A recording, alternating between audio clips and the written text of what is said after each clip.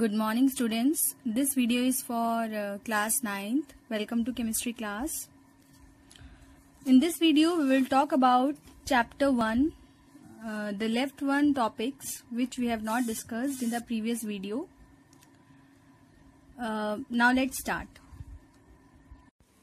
Let's see another topic, radical. A radical is an atom or a group of atoms of the same or of different elements that behaves as a single unit with a positive or negative charge. A radical is called a simple radical when it is an atom only, like sodium ion and magnesium ion. It is known as a compound radical when it is made up of a group of two or more different atoms, polyatomic, like sulfate radical. This is radical. Sulfate ion made up of one sulfur atom and 4 oxygen atoms. So ion is also known as radical with positive or negative charge. So radical can be of single atom or radical can be of a group of atoms. When the radical is made up of single atom, then it is known as simple radical, like sodium ion, magnesium ion, potassium ion. And when the radical is made up of two or more than two atoms, different atoms, then it is known as compound radical. When a salt is dissolved in water, it's split up into constituent radicals. The basic radicals are found to carry positive charge, so the term electropositive radicals or cation is used. The other part is acid radical, carries negative charge, and so are called electronegative radical or anions. It means that cations are known as positive radicals and anions are known as negative radicals. Cations are also known as electropositive radicals and anions are also known as electronegative radicals. Now you can see this is table 1.4.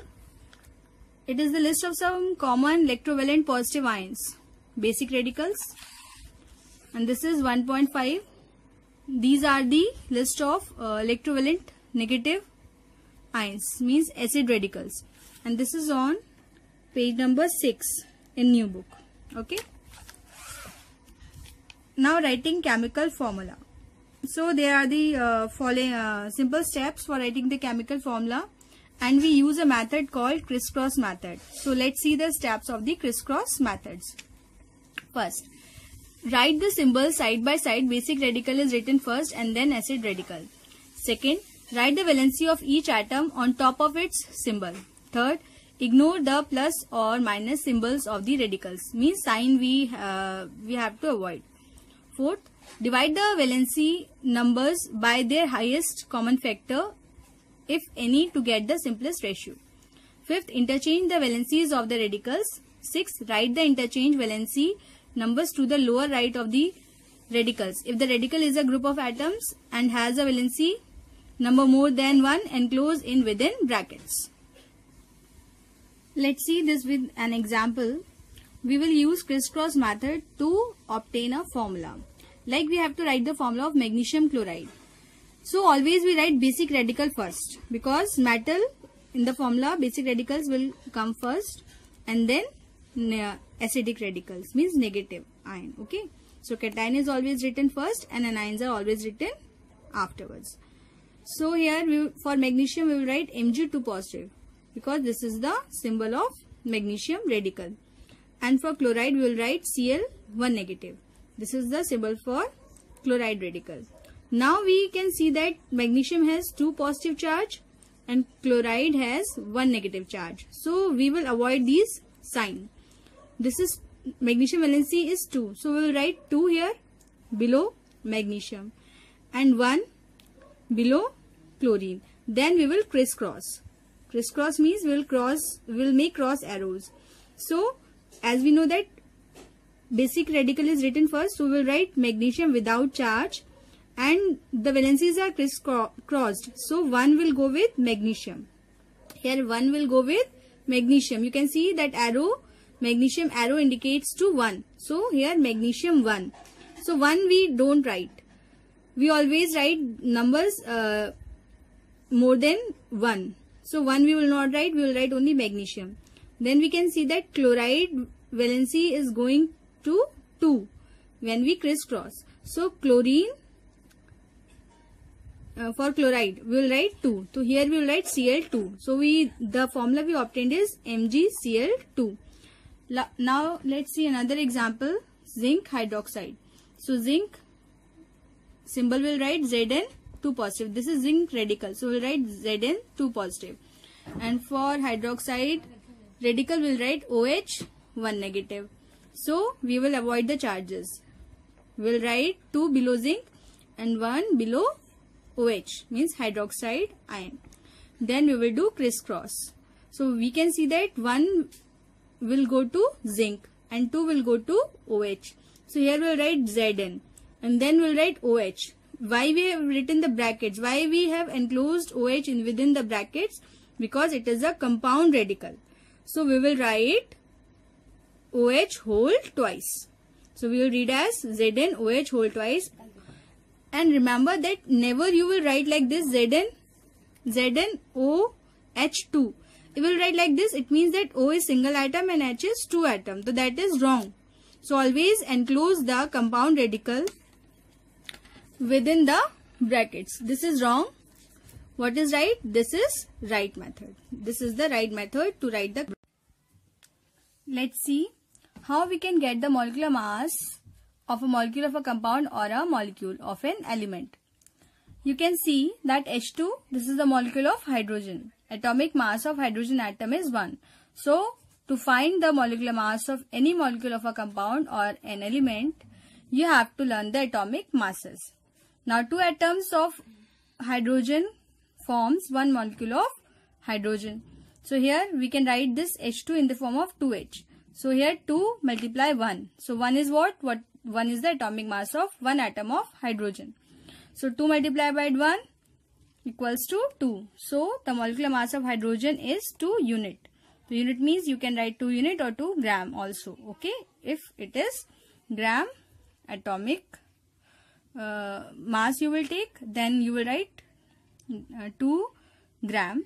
This is the mass molecular mass of hydrogen molecule. Okay. Masses. Carbon atomic mass is 12 and oxygen atomic mass is 16.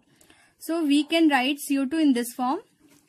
C plus, it is composed of 2 atoms of oxygen. So we can write 2O. Okay. Then in place of C we will write the atomic mass of carbon. Then plus sign. Then 2O. This means you have to multiply 2 by its atomic mass. That is mass of oxygen. So in bracket we will write 2 into 16. So we will multiply this. Okay. So 12 plus 16 2s are 16s are 32. So 12 plus 32, when we will add, we will get 44 unit. So the molecular mass of carbon dioxide is 44. Okay. Now let's see carbon dioxide water example. So H2O we can write 2H plus O. So we have written in this atomic form to find the molecular mass, and we should know that atomic masses of hydrogen and oxygen. So again this 2H means we have to multiply 2 by the atomic mass of hydrogen. So 2 into 1. 1 is the atomic mass of hydrogen. We will write it in bracket plus 16. This we have written 16 because this is only single atom of oxygen. So there is no need to make the bracket. This is only 1 atom. Now 2 into 1, 2 plus 16. Total 18 units. So the molecular mass of water is compound. One is metal and another is non-metal. Then how we will name it? The metal is written first followed by the non-metal and the suffix "ide" is added to the non-metal. Like a compound is made up of calcium and nitrogen atom. So calcium is metal and nitrogen is non-metal. So calcium will write as it is, but for nitrogen we'll add "ide" as a suffix. So what will be? Nitride. So its name will be calcium nitride. And this formula you can obtain by crisscross method. Now, two nonmetals. When two nonmetals are present in a compound, then prefix tri or tetra or penta, etc. is added as the case may be. For example, PCl3. Now you can see that phosphorus. P is phosphorus and Cl is chlorine. And both are nonmetals. In this case, phosphorus is single. So we'll write phosphorus like it. And then Chlorine atoms are 3. So we will write trichloride. So the name is phosphorus trichloride. Here in case of PCl5, so P is phosphorus single atom, so we'll write only phosphorus, and chlorine atoms are 5. So we'll write penta. So penta indicates here 5. So the name is phosphorus pentachloride. Now next is 2 elements and oxygen. So oxygen is represented at the end of the formula always. The name of the compound depends on the number of oxygen atoms present in the compound. The prefix hypo is used if the number of oxygen atom is less than 2 in a compound. Like here the example is given NaClO. So what will be the name? Sodium hypochlorite. Here we have added the suffix ite. Ite we have used if the number of oxygen atom is 2 or less than 2. Okay, so here is the single atom. So here we will write hypo for the single atom and chloride. When the number of oxygen atoms are 2, then we will write sodium chloride. We will not write hypo. The name of NaCl2 is sodium chloride. Now the suffix 8 we will use if the number of oxygen atom is 3. So here NaClO3. So here we will use the word chlorate. So sodium chlorate. So ClO3 means chlorate, ClO2 means chloride, and ClO means hypochlorite. Sodium is present in all these. So now prefix per is used when the number of oxygen atom is more than 3. Now you can see in this formula NaClO4. So here the oxygen atom is more than 3. So for Cl4 we will use the word perchlorate. So the formula. Naming of acids. A. Names of binary acids are given by adding the prefix hydro and the suffix ic to the name of the second element. For example, HCl is known as hydrochloric acid and HF is known as hydrofluoric acid. Now, B. Names of acids containing radicals of polyatomic groups are given on the basis of the second element present in the molecule and the prefix hydro is not used. For example, H2SO4, the second element is sulfur, hence the name sulfuric acid is used. In HNO3, the second element is nitrogen, that's why the name is nitric acid. Now H3PO4, the second element is phosphorus, so the name is phosphoric acid. If the number of oxygen atom is less, then suffix us is used instead of ic. Thus, H2SO3 is known as sulfurous acid and HNO2 is known as nitrous acid. Now trivial names. There are certain compounds with names that do not follow any systematic rule. Such names are called trivial or common names and they are widely accepted and these are known as common names. So here you can see that NH3. NH3, the chemical name is nitrogen trihydride but commonly it is known as ammonia. So always whenever NH3 we see, we said it is ammonia. Again water, this is the simplest and common example. H2O, so the chemical name is hydrogen monoxide or you can say dihydrogen oxide because both are non-metal. So whenever we see H2O, we always say this is water. We never say this is hydrogen monoxide or this is dihydrogen oxide. We always say that it is water and this is ammonia. So these two names are trivial name or common name. So these two is not following the systematic rule of naming system. Okay.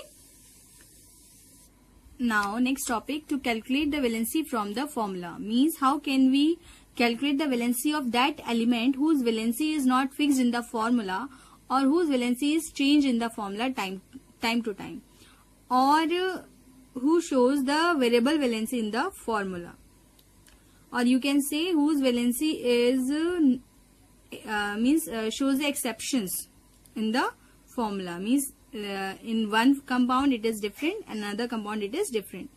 So for this you have to learn these three basic elements valencies like hydrogen 1, oxygen 2 and chlorine 1. Normally these are included in the formula of the compound. So with the help of these elements valencies, we can find the other element valency in the given in the formula. So you can see that this is NO2. Clearly NO2. This is the given formula.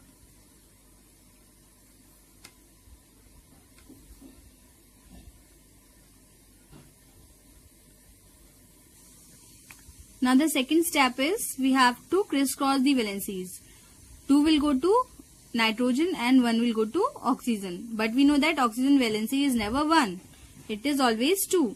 So the valency of oxygen is taken as 2. Therefore multiply both the superscripts by 2. So here in this we will multiply both these elements valencies by 2 because oxygen valency is always 2. So when we have multiplied these valencies, elements valencies by 2, we will get N4O2. So here the oxygen valency is 2. This is the basic element. So we obtain the valency of nitrogen, that is 4. Thus from the formula NO2 we find that the valency of nitrogen is 4. So in this way you can find the valencies of the elements which is not confirmed with the help of these basic elements whose valency is confirmed always. Okay. Now let's see the assignment. This is exercise 1. So these are the questions of the exercise. You try to find the answers by your own. And next page also that is given here. These are the matchings. Here you have to write the basic radical and acid radical of the following compounds and then write the chemical formula for these elements. Here you have to write the chemical names of the compound. Here you have to give the names of the following compounds, and these are MCQs. In this 19th question, give the names of the elements and number of atoms of those elements present in the following compounds. And 20th is the formula of the sulfate of an element is M is M2SO4 whole thrice. So write the formula of its with these. Means you have to write the formula of element M with chloride, phosphate, oxide and acetate. Hope you will write or find the answers of these. This exercise answer I will provide you in the next video. Thank you, students.